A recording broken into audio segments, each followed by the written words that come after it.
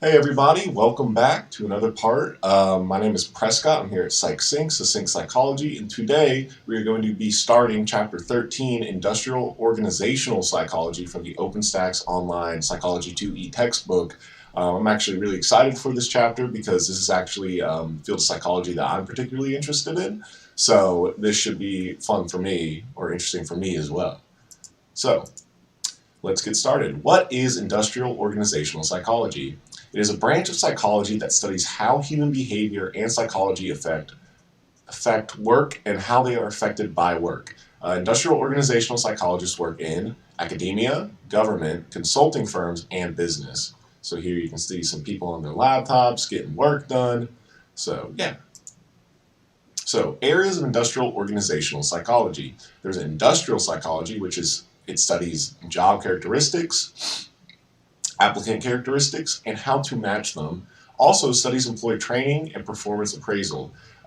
This industrial psychology focuses on hiring and maintaining employees and considers issues of legality regarding discrimination in hiring. Next, we have organizational psychology. This studies interactions between people working in organizations and effects of those interactions on productivity. They're interested in worker satisfaction, motivation, commitment, management, and leadership styles, social norms, and role expectations.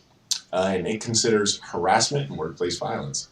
So here we have, some people discussing in an office. You have a typical, desk job workplace right there. So human factor psychology. It studies how workers interact with the tools of work and how to design those tools to optimize workers' productivity, safety, and health. It is known as ergonomics in Europe.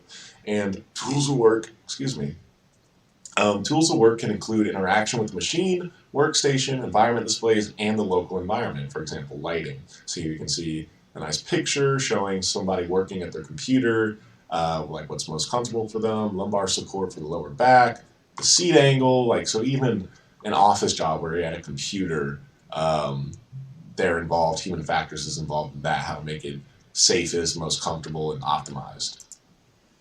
Okay, so historical development. So in the early 20th century, James Cattell, Hugo Munsterberg, and Walter Dill Scott, they were all students of Wilhelm Wundt, if you remember him from earlier units, and conducted research focusing on what is now called industrial psychology, so what we went over a little bit ago. Cattell, or Cattell, I don't know how you say it, founded the Psychological Corporation, which is a psychological consulting company. Munsterberg published Psychology and Industrial Efficiency in 1913, which covered employee selection, employee training, and effective advertising. And Scott was one of the first psychologists to apply psychology to advertising, management, and personal selection. And he published the first books to describe the use of psychology in the business world. Now, in World War I, Robert Eustress organized a group that developed methods for screening and selecting enlisted men. And he also developed the Army Alpha Test to measure mental abilities. Then Scott and Walter Bingham organized a group with the goal to develop selection methods for officers. So, continuing on. Elton Mayo conducted studies at Western Electric's Hawthorne work from 1929 to 1932. He explored interpersonal relations, motivation, and organizational dynamics, examined how human interaction factors enhanced or decreased productivity. He was the origin of organizational psychology, and researchers reported that any changes they made to variables resulted in increased productivity. Going on, so the Hawthorne effect, and if you haven't heard of it, now you're going to find out what it is. Years after Mayo's study, researchers analyzed the results and noticed that employees performed better when researchers or supervisors observed and interacted with them. It suggested that productivity increased because people's performance changes when they are being observed, the observer effect. So, the Hawthorne effect is the increase in performance of individuals who are noticed, watched, and paid attention to by researchers or supervisors. So it's similar to the observer effect, where it when somebody knows they're being watched, their behavior or their performance at work tends to change. So Kurt Lewin in the 1930s researched effects of leadership styles, team structure, and team dynamics. And he studied group interactions, cooperation, competition, and communication, and coined the term group dynamics. Now, Frederick Taylor, 1911, strived to engineer workplaces to increase productivity. The principles of scientific management examines management styles, personal selection, and training. So here you have, well, it doesn't tell you which one it is, Kurt Lewin or Frederick Taylor, but one of the two. There you have a copy of Principles of Scientific Management, and here it looks like a steel mill or something like that. So, yeah, anyways. All right, so continuing on, Lillian Gilbert is the mother of modern management. She strove to find ways to increase productivity, studied efficiency improvements that reduced the number of motions required to perform a task and were applicable in the workplace, home, and other areas. And credited with the idea of putting shelves on the inside of refrigerator doors and foot pedal operated garbage cans. I had no idea about that. That's very interesting.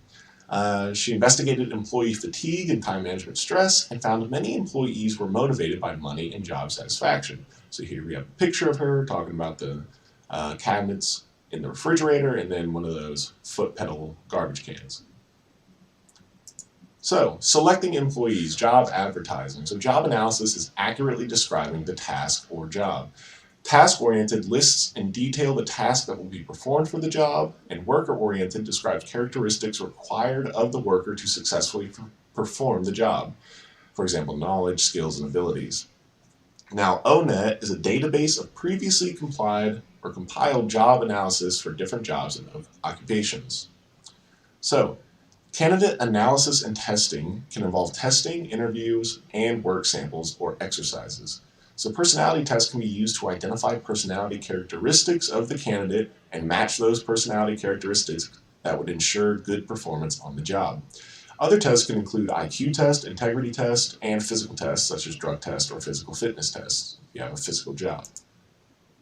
Now, interviews can be influenced by social factors and body language, such as the degree of similarity of the applicant to the interviewer in nonverbal behaviors, for example, hand gestures, head nodding, and smiling. Research found that lack of eye contact and smiling lead to lower applicant ratings. Now, an unstructured interview, they ask different questions for different candidates, and questions are usually unspecified beforehand. Now, a structured interview is the same questions for every candidate. Questions are prepared in advance, and it is a standardized rating system for each response and more effective at predicting subsequent job performance of the job candidate.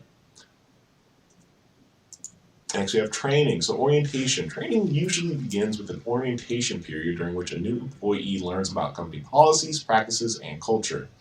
It educates the new employee about the organizational culture, the values, visions, hierarchies, norms, and ways the company's employees interact. Sorry, checking the time there. Mentoring. Experienced employee guides the work of a new employee. So yeah, an experienced employee guides the work of a new employee. Mentors may be formally assigned or developed informally. Now, research on mentoring. Mentoring positively affected protégés' compensation and number of promotions compared with non-mentored employees. Protégés were more satisfied with their careers and had greater job satisfaction. So, evaluating employees. Industrial organizational psychologists are often involved in designing performance appraisal systems for organizations. They aim to make evaluations as fair and positive as possible and decrease subjectivity. Performance appraisals are an evaluation of an employee's success or lack of success at performing the duties of the job. Often used to motivate employees to improve performance and expand areas of competence. Now, a 350-degree feedback appraisal is when supervisors, customers, direct reports, peers, and the employee himself rate an employee's performance.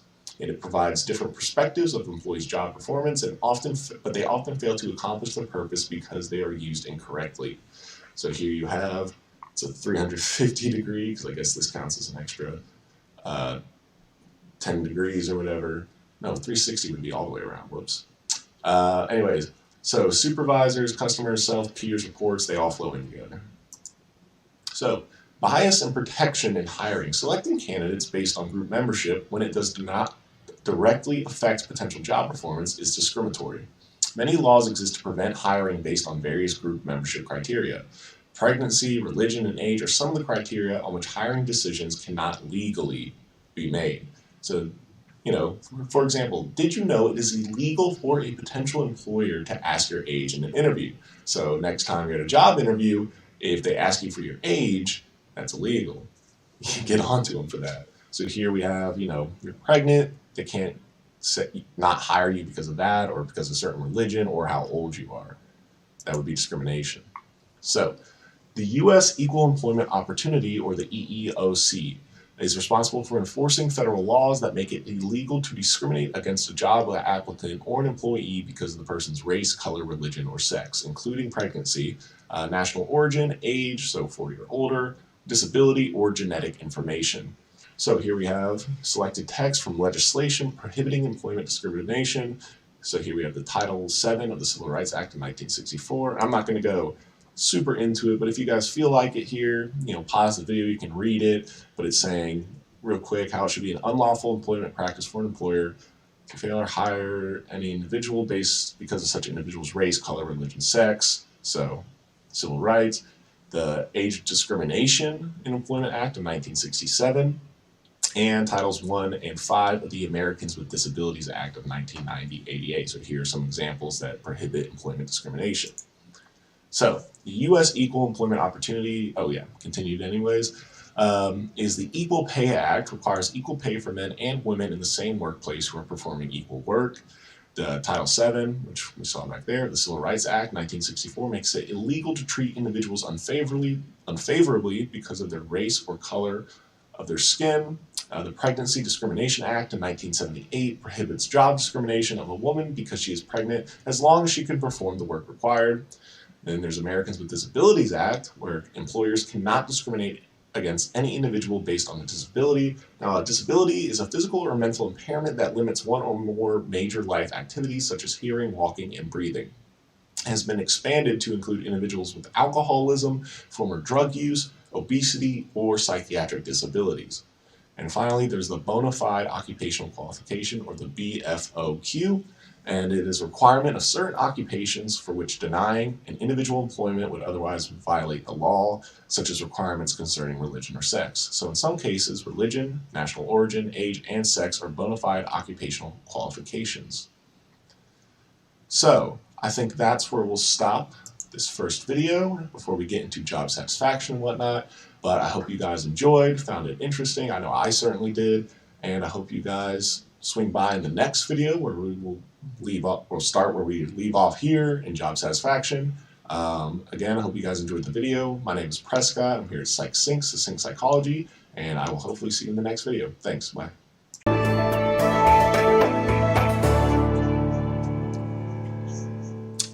Hey everybody, welcome back to Chapter 13 in Industrial, I'm already off to a rough start today. Industrial Organizational Psychology from the OpenStax Online 2E Psychology textbook. Today we're going to continue where we left off on job satisfaction, but for a quick refresher, last time we talked about what exactly is industrial organizational psychology, what is it made up of, some famous industrial organizational psychologists, and then we briefly talked about evaluating employees, and also discrimination, laws against discrimination in the workplace, and hiring practices and whatnot. So yeah, today we are going to start where we left off at job satisfaction. So job satisfaction results from how we think about our work, cognition, and how we feel about our work, affect. Now, it is influenced by the work itself, our personality, and our culture, and measured using questionnaires that employees complete, and also can be measured at a global level, so general satisfaction with work, or at the level of specific factors, so like which aspects of the job lead to satisfaction. So here we have some, looks like business people holding up kind of creepy smiley face pictures. But anyways, whatever they want to put in here. So factors involved in job satisfaction: autonomy, or individual responsibility and control over decisions; work content, so variety, challenge, and role clarity. This is most strongly predictive of overall job satisfaction. And then communication or feedback. Oh, I did not mean to do that. I'm sorry, guys. So feedback, financial rewards such as salary and benefits. There's a weak correlation with job satisfaction, though. That's surprising. Growth and development, so personal growth, training, and education. And we have promotion, career advancement opportunity, coworkers, professional relations or adequacy, supervision and feedback, support, recognition, and fairness, workload, time, pressure, and tedium, and finally work demands, so extra work requirements, insecurity of position. So those factors make up job satisfaction. Next, we have job stress. This is caused by specific stressors in an occupation. And it leads to poor health, job performance, and family life. Because, if you have a really stressful job, you're probably not going to be the most relaxed at home after you get off work. So, stressors include having to fill multiple roles, workplace role ambiguity, so you don't really know exactly what your role is in the workplace, lack of career progress, lack of job security, lack of control over work outcomes, isolation, work overload, discrimination, harassment, and bullying. So these can all lead to job stress. So threats to job security, downsizing, which is a process in which an organization tries to achieve greater overall efficiency by reducing the number of employees. So IO psychologists may be involved in how the news is delivered and how laid off and retained employees are supported. Next, we have corporate mergers of the joining of two organizations, and acquisition. One organization purchases another. This often leads to cuts due to duplication of core functions like sales and accounting at each company. And research focuses on understanding employee reactions and practical recommendations for managing organizational changes. So here you can see merged company, which was formed from company A and company B. So you have company A sales department, company A accounting department, and company B also has those departments. So when there's an acquisition or a merger there, company A sales department might get cut, or company B accounting department might get cut because they don't want to spend extra money on something that another company already has. So that's a threat to your job security, because if you're in company A sales department and they decide to get rid of your sales department, you don't have a job. Next, we have work-family balance. So work-family balance occurs when people juggle the demands of work life with the demands of family life. So Greenhouse and Butel in 1985, they found that the three sources of work-family conflicts. So time devoted to work makes difficult to fulfill requirements of family, or vice versa. Strain from participation in work leads to difficult to fulfill requirements of family, or vice versa. And finally, specific behaviors required by work leads to difficult to fulfill requirements of family, or vice versa. So these three things, time devoted to work, I don't know why there's a makes there, strain from participation in work, and then specific behaviors required by work can affect your family life. And next we have ways to decrease work-family conflict. So support in the home, whether it's emotional and practical. Practical support found to be the most effective, however.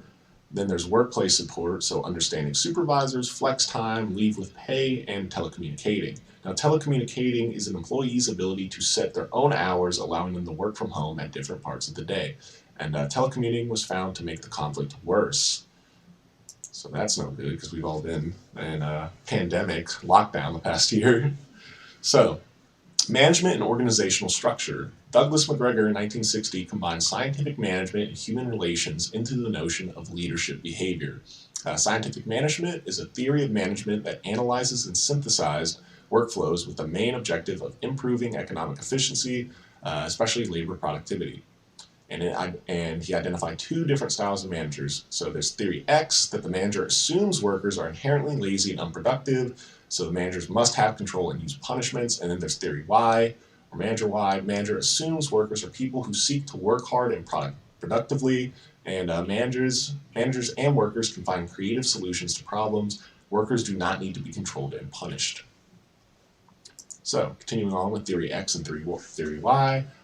Here are the management styles. So theory X, people dislike work and avoid it. People avoid responsibility. People want to be told what to do. They don't have their own autonomy where they do it themselves. And goals are achieved through rules and punishments.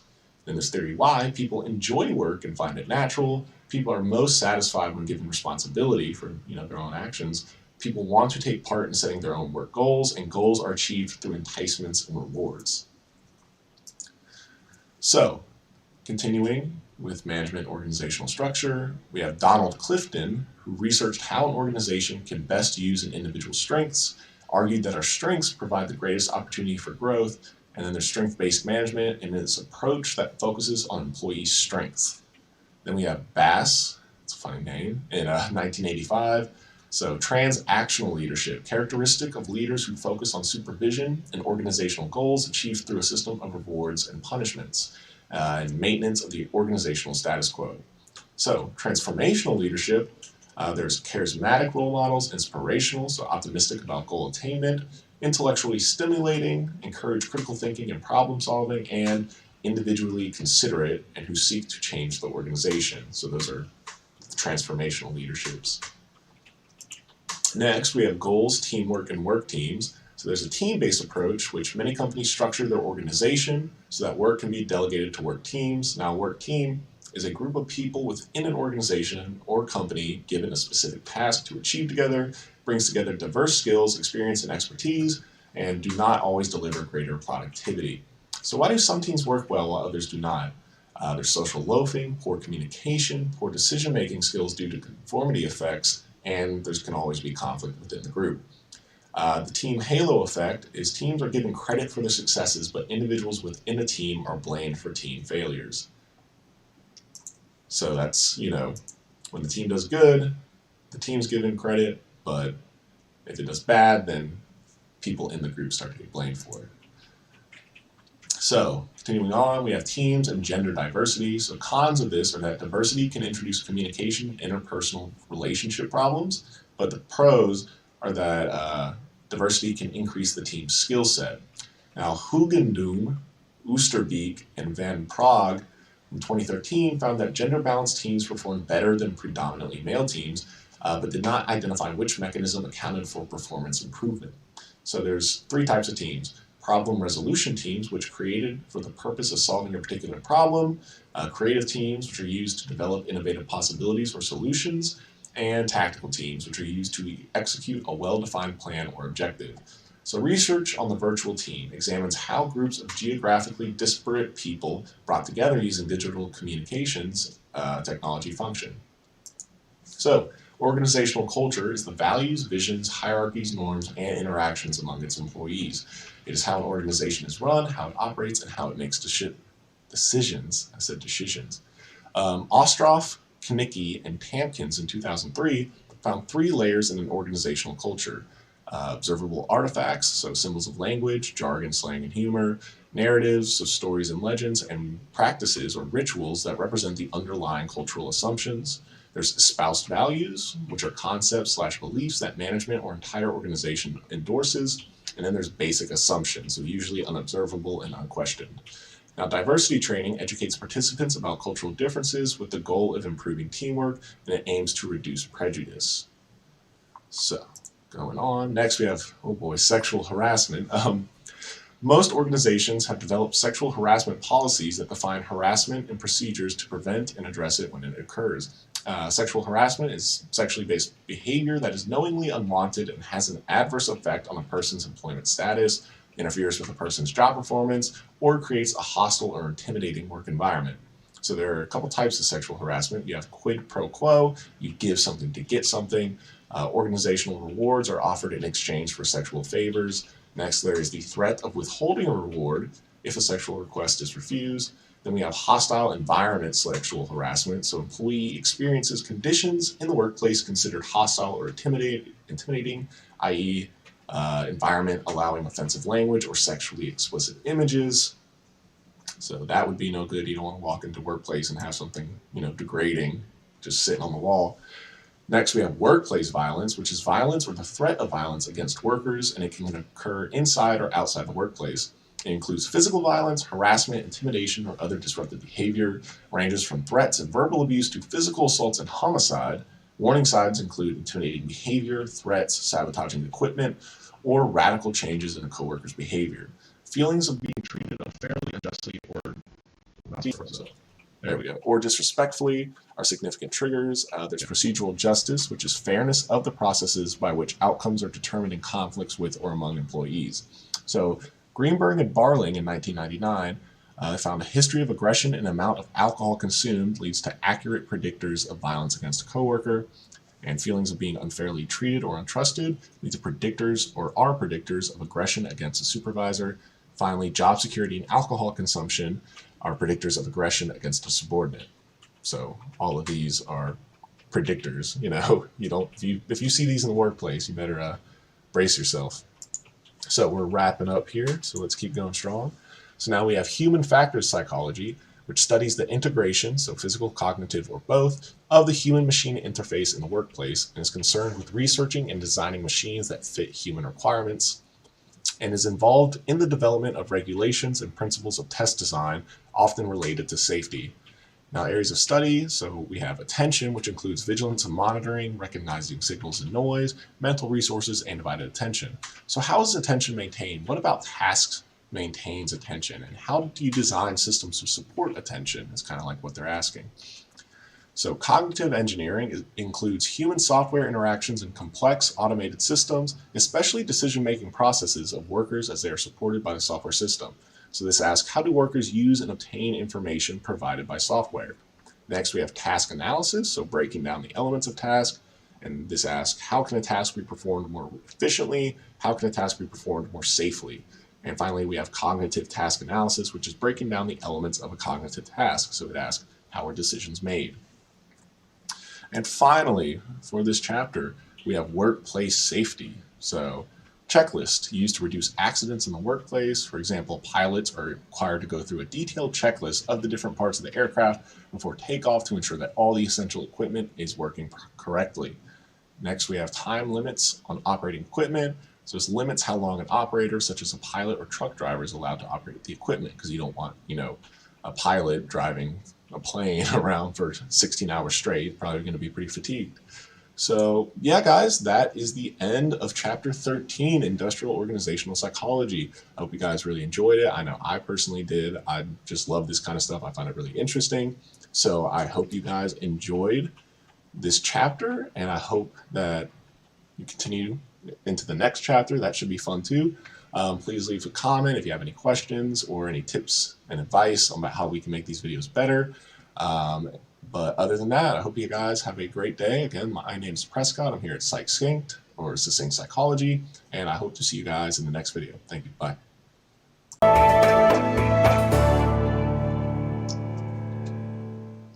Hey everybody, welcome back. My name is Prescott. I'm here at Succinct Psychology, and today we're going to be starting Chapter 14, Stress, Lifestyle, and Health from the OpenStax Psychology 2E online textbook.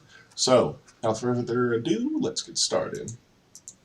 So, what is stress? This chapter explores our current understanding of stress, including psychological and physiological natures, causes and consequences, and stress management techniques. So, continuing on, what is stress? Stress is a term used loosely to describe a variety of unpleasant feeling states. For example, frustrated, angry, conflicted, overwhelmed, or fatigued. Stimulus-based definitions, stress is a demanding or threatening event/situation, so a high-stress job, like serving in the military. It characterizes stress as a stimulus that causes certain reactions and fails to recognize that people differ in how they view and react to challenging situations. And then there's response-based definitions, which emphasize physiological responses that occur in response to demanding or threatening situations, and characterizes stress as a response to environmental conditions, but neither provide a complete definition of stress. So here we have some cognitive appraisals. So for a cognitive appraisal, stress is a process whereby an individual perceives and responds to events he appraises as overwhelming or threatening to his well-being. This definition places importance on how we appraise or judge demanding or threatening events, stressors, which then influence our reaction. So the primary appraisal is a judgment about the degree of potential harm/threat to well-being that a stressor might entail.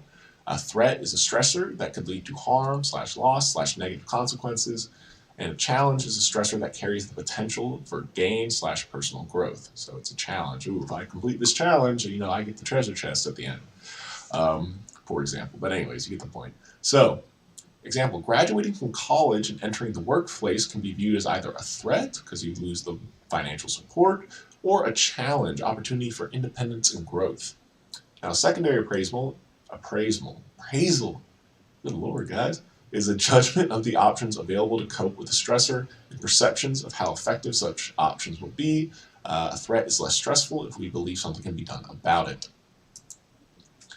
So, cognitive appraisals. Stress is likely to result if a stressor is perceived as extremely threatening or threatening with few or no effective coping options available. So here we have a chart, stressor, then the primary appraisal is challenge or threat. If it's a challenge, potential for gain or growth, but if you perceive it as a threat, then it may lead to harm, loss, or negative consequences. Now then you have a secondary appraisal. What are potential options and how effective? So effective options are low threat, but ineffective or no options equals high threat. So it's a nice chart to look at for cognitive appraisals. So good stress, what is good stress? So eustress is stress that can be positive and motivate us to do things in our best interest, associated with positive feelings, optimal health, and performance. Now distress is the bad stress, causing people to feel burned out, so fatigued and exhausted, and performance to decline. So here we have a chart, performance level low to high, stress level low to high. Right here you have an optimal level. Here's eustress, so good stress, and distress, or bad. So as the stress level increases from low to moderate, so does performance. At the optimal level, so the peak of the curve right here, performance has reached its peak. If stress exceeds the optimal level, it will reach the distress region, where it will become excessive and debilitating, and performance will decline. So you can think of, if you're wondering to yourself, well, what would constitute, the peak, where you're at your peak performance due to stress? You don't have too little, but you don't have too much. That would be like, you have a big exam coming up, so it motivates you to start studying a week or two in advance, and so that amount of stress, the peak of it, is enhancing your performance. Whereas if you have too much stress, say you waited to the last minute, it could decrease your performance because you're too freaked out about the exam to get any actual good studying done. So the prevalence of stress. Stress is everywhere and plays a role in all of our lives to some extent. Stress can evoke a variety of responses, including physiological, so accelerated heart rate, headaches, or gastrointestinal problems. There's cognitive responses, which are difficulty concentrating or making decisions, and then behavioral, or drinking. So drinking alcohol, smoking, or taking actions directed at eliminating the cause of stress. So here we have a chart, change in stress levels over the past 5 years. This light blue is an increased by 44%, orange decreased, and purple stayed the same. So nearly half of US adults indicated that their stress levels have increased over the last 5 years. So that's not good. Next, we have health psychology. So health psychology is a subfield devoted to understanding the importance of psychological influences on health, illness, and how people respond when they become ill. It investigates the connection between stress and illness, why people make certain life choices, the effectiveness of interventions aimed at changing unhealthy behaviors, and which groups of people are especially at risk for negative health outcomes, and based on psychological or behavioral factors. Now, stress among demographic groups. National surveys found that there is higher stress in women than in men, and higher levels of stress in those that were unemployed, had less education, and less income.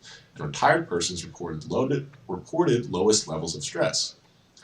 From 2006 to 2009 was the greatest increase in stress levels occurred among men, whites, people aged 45 to 64, college graduates, and those with full-time employment.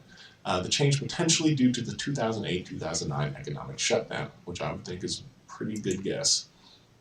So here we have some charts, stress among demographic groups. So the charts above, adapted from Cohen and Janicki-Deverts in 2012, depict the mean stress level scores among different demographic groups during the years 1983, 2006, and 2009.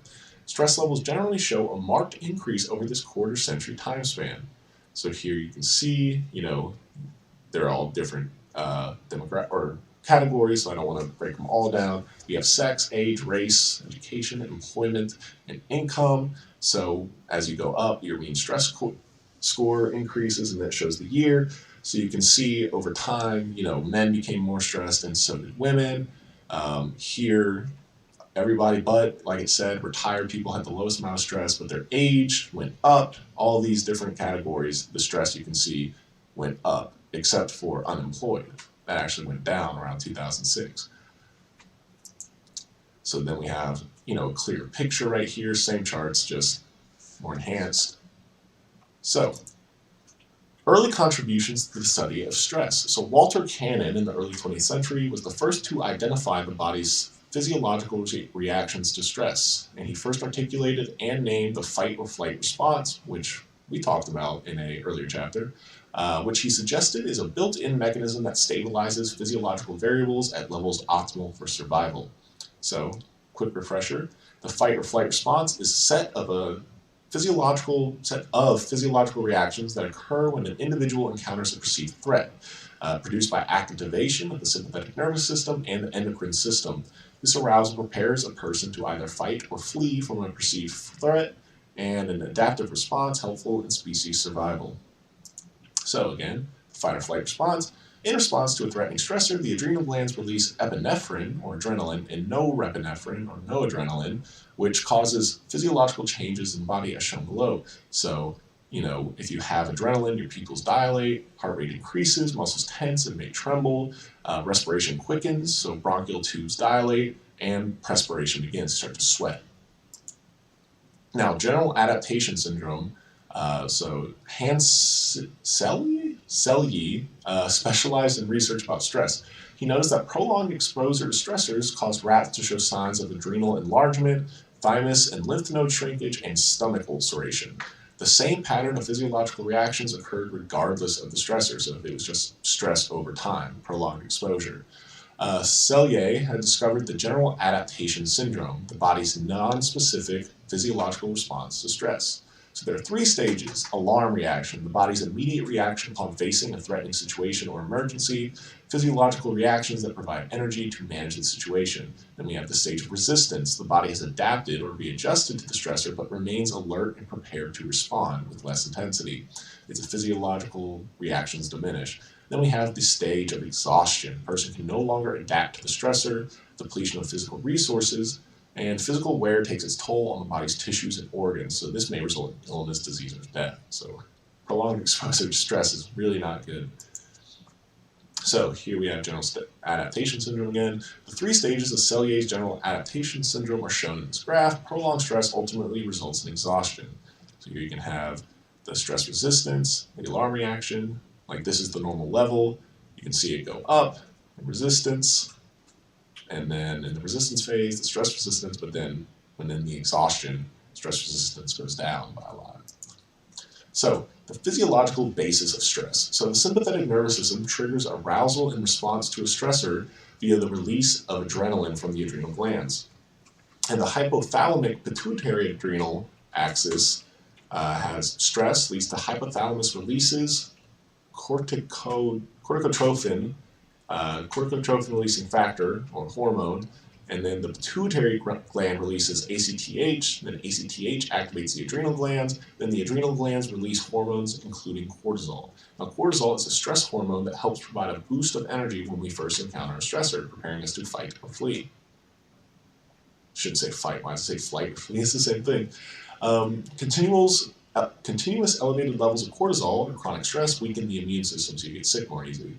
In moments of stress, this process can provide energy, improve immune system functioning temporarily, and decrease pain sensitivity. So here we have a chart. Hypothalamus goes to the pituitary gland right here, which goes to the adrenal glands down here in your torso. So stressors, we have traumatic events, life changes, hassles, and other stressors. Well, actually, we will get into those. I just realized how long the video's been going. We will get into stressors in the next part, but I hope you guys enjoyed this first part about, health and stress and all that. I find it very interesting. Again, my name is Prescott. I'm here at Succinct, and I hope you guys enjoyed the video. See you next time. Bye.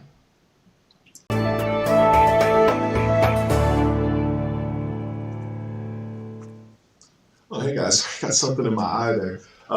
Anyways, hi. Sorry. That was weird. Anyways, hi guys, welcome back. My name is Prescott. I'm here at Succinct Psychology, and today we're going to be continuing where we left off in Chapter 14, Stress, Lifestyle, and Health, from the online Psychology 2E OpenStax textbook. Last time we talked about what exactly is stress, cognitive appraisals, prevalence of stress, if there's good stress, turns out there is, eugenics, or Eustress, I was thinking eugenics.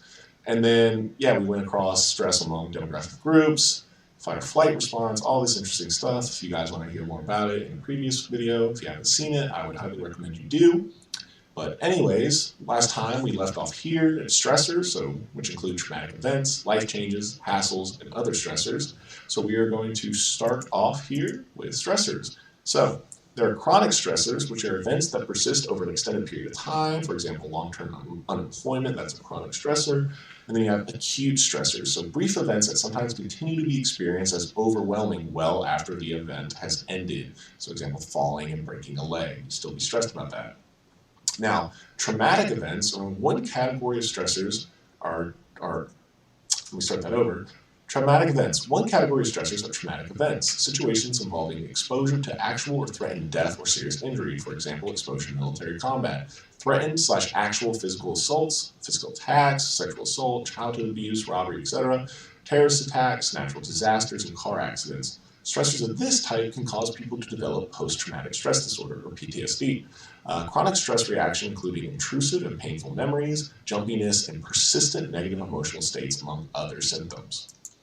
So life changes. Some fairly typical life events, such as moving, can be significant stressors. Even when the move is intentional and positive, the amount of resulting change in daily life can cause stress. So Holmes and Rahe, 1960s, hypothesized that life events requiring significant change are stressful, whether they are desirable or undesirable. So, Social Readjustment Rating Scale, or the SRRS, is a scale consisting of 43 life events that require varying degrees of personal readjustment. So, developed by asking 394 participants to provide a numerical estimate corresponding to how much readjustment they felt each event would require. Now, each life event has a score/life change unit, or LCU, from 11 to 100, representing the perceived magnitude of life change they involved. Death of a spouse was ranked highest at 100, and divorce was ranked second highest at 73. Now, research demonstrates that accumulating a high number of LCUs, or score/life change unit, within a brief time period is related to a range of physical illnesses/symptoms and mental health problems, and it is used to assess amount of stress in people's lives. So hassles, daily hassles are minor irritations and annoyances that are part of our everyday lives. Often lead to negative and distressed mood states, can build up and leave us feeling stressed, and the frequency of daily hassles is a better predictor of physical and psychological health than life change units. So example, daily commutes, whether A, on the road, you see really bad traffic, or B, via public transportation, see a crowded bus, can be hassles that contribute to our feelings of everyday stress.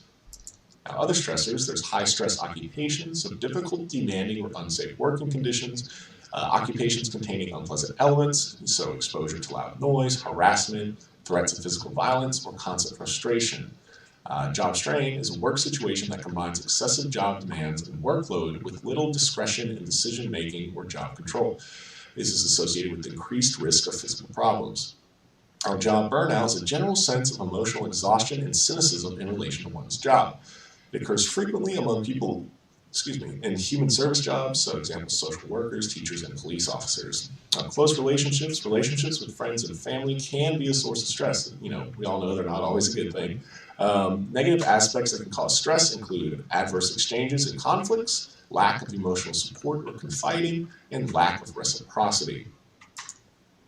Next, we have stress and illness, so psychophysiological disorders, stress in the immune system, cardiovascular disorders, personality types, depression in the heart, asthma, and tension headaches. So, that's a tongue twister almost. Psychophysiological disorders are chronic stress and its sustained physiological reactions can lead to wear and tear on the body.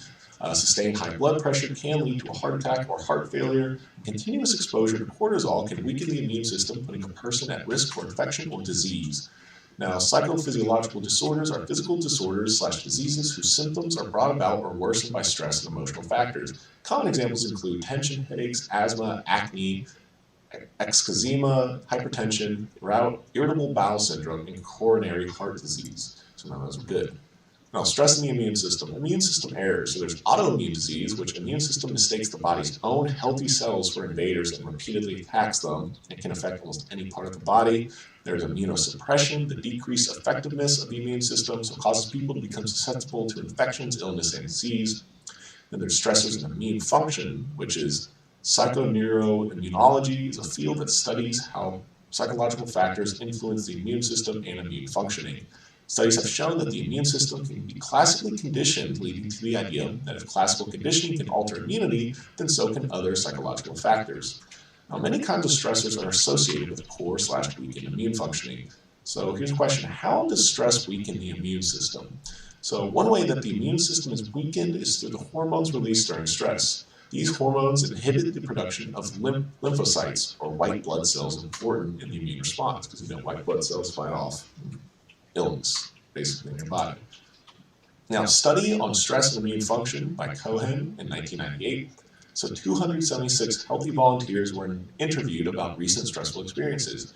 After the interview, they were given nasal drops containing the cold virus. This graph shows the percentages of participants who developed colds after receiving the cold virus, after reporting having experienced chronic stressors lasting at least 1 month, 3 months, and 6 months. So this is adopted from Cohen et al. 1998.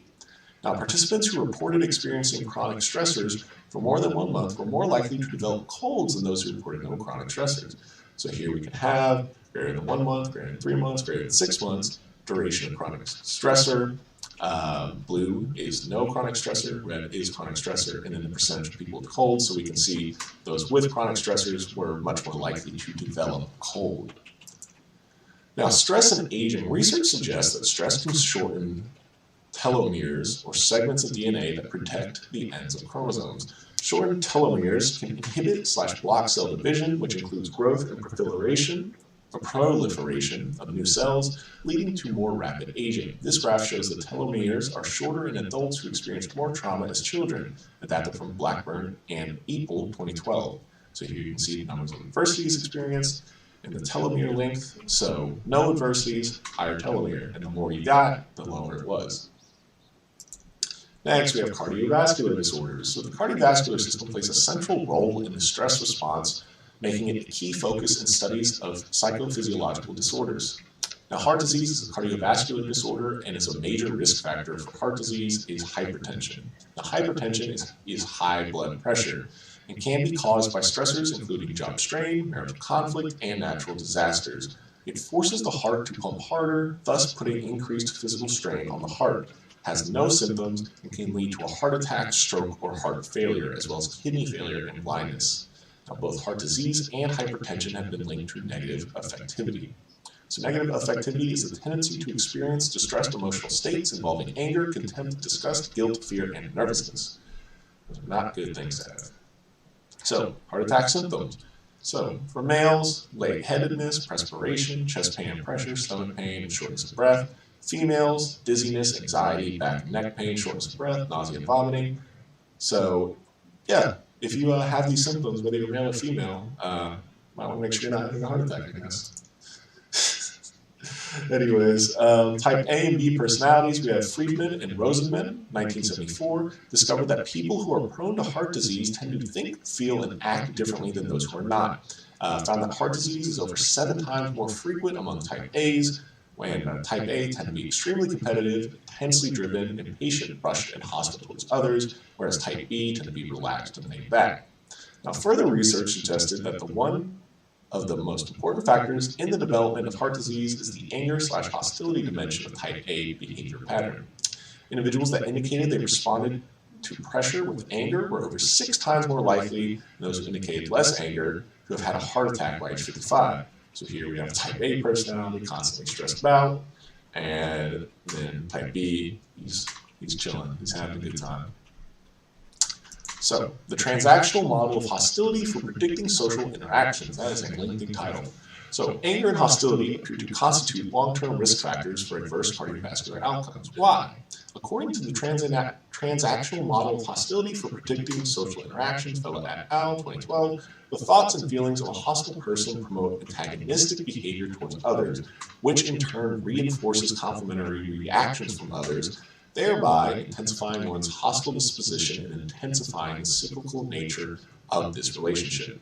So here we have a little chart. So the hostile person's behavior, if they're hostile, confrontational, defensive, and aggressive, going towards the recipient leads to surprise, avoidance, and defensiveness. So then there's the transactional cycle, which leads to reinforcement of the hostile behavior in the aggressor. So the hostile person's thoughts and feelings, they become angry, mistrustful, and they devalue the person they were hostile towards. So it's a vicious cycle. Now, depression in the heart. Research suggests that a relationship exists between depression and heart disease. One reason for this seems to be that people diagnosed with depression as children have been found to be more likely to be obese, smoke, and physically inactive. Depression may increase the likelihood of living an unhealthy lifestyle and therefore the chances of heart disease. So we have the heart attacks per 1,000, their depression scores, blue women, red men. This graph shows the incidence of heart attacks among men and women by depression score quartile. So you can see men in first, second, third, and fourth quartile, men seem to have more depression and therefore more heart attacks than women. Now, asthma is a chronic disease in which the airways become inflamed and narrowed, leading to physical difficulty breathing. Psychological factors play an important role in asthma. Studies show that some people with asthma will experience asthma-like symptoms if they expect to experience symptoms, so kind of placebo effect. People with asthma report and display a high level of negative emotions, for example, anxiety, and asthma attacks have been linked to periods of high emotionality, and exposure to stressful experiences has been linked to the development of asthma throughout the lifespan. So here we have a nice graph showing asthma, normal airway, asthma symptoms, obviously doesn't look good, pretty clear to see. So going on, well actually, again, I don't want to keep these videos too long, lose y'all's interest, but we're going to stop here for today. In the next video, we will start off at coping styles, so hopefully you guys stick around for that. But hope you enjoyed what we got to go through today, chapter 14, lost which chapter was for a second. Anyways, my name is Prescott, I'm here at Succinct, Succinct Psychology, and I hope you guys enjoyed the video, and have a great day. Thank you very much, and bye-bye.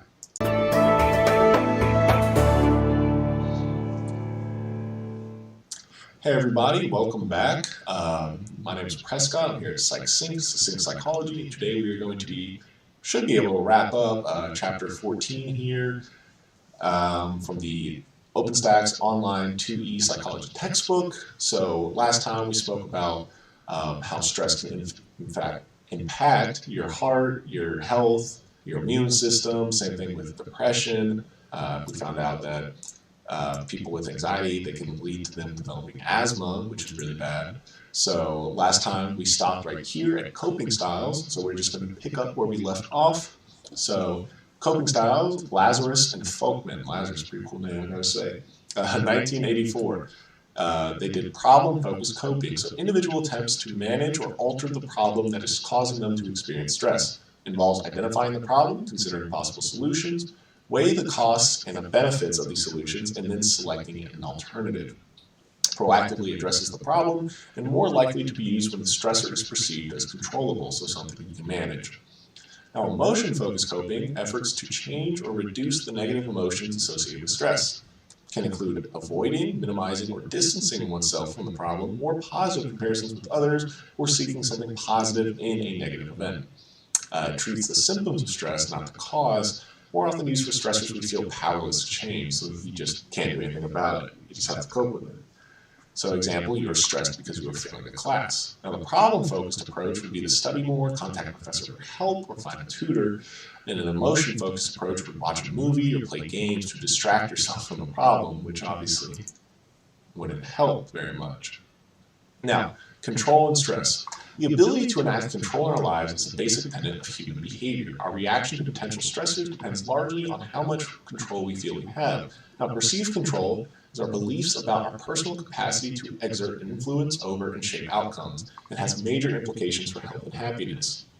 Now, greater personal control for health and happiness. Oh wait, I already read that. Now, greater personal control is associated with better physical and mental health, greater psychological well-being, and lower reactivity to stressors in daily life. So, here we have Learned Helplessness by Martin Seligman, 1967. That's a poor dog. Learned helplessness is an acquired belief that one is powerless to do anything about a situation. In Seligman's experiment, dogs were placed in a chamber where they received electric shocks from which they could not escape. When they were later given the opportunity to escape the shocks, most seemed to give up and did not even try. They had acquired learned helplessness. Seligman believed learned helplessness to be a possible cause of depression. I don't like that experiment. I like dogs. I don't want to get shocked. So, social support is a fundamental human motive, is the need to form and maintain strong, stable relationships. Now, social support is the soothing impact of friends, family, and acquaintances. It can include advice, guidance, encouragement, acceptance, emotional comfort, and tangible assistance. Provides comfort when faced with life stressors, and a psychosocial factor affecting health outcomes. Individuals with stronger social relationships have a 50% greater likelihood of survival compared to those with weak social relationships. Research suggests social support boosts the immune system and reduces blood pressure. So here you have some nice pictures. It looks like a bunch of friends together, family, that's social support. Now, we go on to stress reduction techniques. So, stress reduction techniques may include exercise, which reduces stress, increases resistance to adverse effects of stress, meditation and relaxation. So, relaxation response techniques reduces sympathetic arousal, reduces blood pressure. Then we have biofeedback, uses electronic equipment to measure a person's involuntary, so neuromuscular and autonomic activity, and provide feedback to help the person gain a level of voluntary control over these processes. So here we have exercise, you have relaxation, meditating, and then biofeedback, so using electronic equipment, all that good stuff. Nice imagery there. So the pursuit of happiness, positive psychology, and flow. Elements of happiness. Happiness is an enduring state of subjective well-being consisting of joy, contentment, and other positive emotions, plus the sense that one's life has meaning and value. So pleasant life, enjoying daily pleasures. Good life, using skills for enrichment, and meaningful life, contributing to the greater good. All those intersect, you have happiness. So how happy are people in general? The average person in the world tends to be relatively happy. So surveys of residents in over 150 countries indicate that Denmark has the happiest citizens in the world. Americans rank the United States as the 17th happiest country in which to live. So I might need to move to Denmark, dang. Factors connected to happiness. What factors influence happiness? Age, so life satisfaction, usually increases with age. Family and social relationships. Married people report being happier than those that are not. And high equality social relationships and strong social support networks correlate with increased happiness. Now, money, a nation's gross domestic product, GDP, is associated with happiness levels. Wealthy individuals tend to be happier than poor individuals. And happiness increases with income only up to 75%. After that, appreciating returns. So, religion. In nations with difficult living conditions, religiosity is associated with greater well-being, but does not make a difference in nations with favorable living conditions. Now, culture, people that possess characteristic values in their culture tend to be happier. So, life events and happiness. People are often poor at predicting the intensity and duration of their future emotions. Events might initially cause an intense surge of emotion, but we eventually adapt to changing emotional circumstances in our lives. Dramatic life events have much less long-lasting impact on happiness than might be expected. So, figure A, long-suffering Chicago Cub fans will no doubt feel elated if their team won a World Series championship. That's going weirdly specific there. In ways that are similar, so figure B, those who play the lottery rightfully think that choosing the correct numbers and winning millions would lead to a surge in happiness. However, the initial burst of elation following such elusive events would most likely erode with time. You wouldn't always be like, oh, remember that time I won the lottery? So, life events and happiness. This graph shows life satisfaction scores several years before and after three significant life events. 0 represents the year the event happened. So, Diener et al., 2006. Despite the idea that life events do not permanently alter people's general levels of happiness, these findings suggest that long-term happiness levels can and do change for some people. So here you can see their life satisfaction as it goes up. So marriage, once they get to the first year, that's when they're happiest. Unemployment, first year, that's when they're least happy. And then death of a spouse, that first year, is when they're also least happy. So it depends on the event and the level of happiness.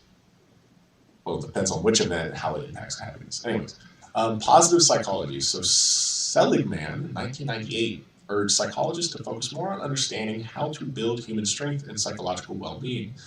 Positive psychology seeks to identify and promote these qualities that lead to greater fulfillment in our lives. So these include well-being, satisfaction, hope and optimism, happiness, capacity for love, courage, interpersonal skill, aesthetic sensibility, perseverance, forgiveness and compassion, originality, future-mindedness, and spirituality. Now, positive affect and optimism, qualities that help promote psychological well-being, are linked with many favorable health outcomes. So positive affect is a pleasurable engagement with the environment, such as happiness, joy, enthusiasm, alertness, and excitement, and it is associated with greater social connectedness, emotional and practical support, adaptive coping efforts, lower depression, and longevity and favorable physiological functioning. So optimism is the general tendency to look on the bright side of things, glass half full kind of guy. So tendency to expect that good things will happen, tendency to view life stressors and difficulties as temporary and external to oneself, and a significant predictor of positive health outcomes, because if you're generally happier, you're going to be healthier. Now, flow is a particular experience that is so engaging and engrossing that it becomes worth doing for its own sake. So a feeling of losing oneself in an activity, and it's a state of effortless concentration and focus. It feels like time passes more quickly than usual. It is usually related to creative endeavors and leisure activities, and is experienced by people who like their job or students who love studying. This typically occurs when people engage in challenging activities that require skills and knowledge they know they possess, and is thought to play a key role in happiness. So once you get into that state of flow, if you do that at your job, you're always in a state of flow, you're probably going to be pretty happy. But anyway, guys, that brings us to a wrap on this chapter. It was a bit longer than normal, but I hope you guys still enjoyed, found it educational and maybe a little bit interesting. But anyways, my name is Prescott. I'm here at Succinct, Succinct Psychology, and that was the Chapter 14, Stress, Lifestyle, and Health chapter from the Psychology 2E online OpenStax textbook. I hope you guys enjoyed, and please leave a comment for any kind of tips and advice we can do to make these videos better for you, and if you have any questions. But anyways, I hope you guys have a great day. Thank you. Bye-bye.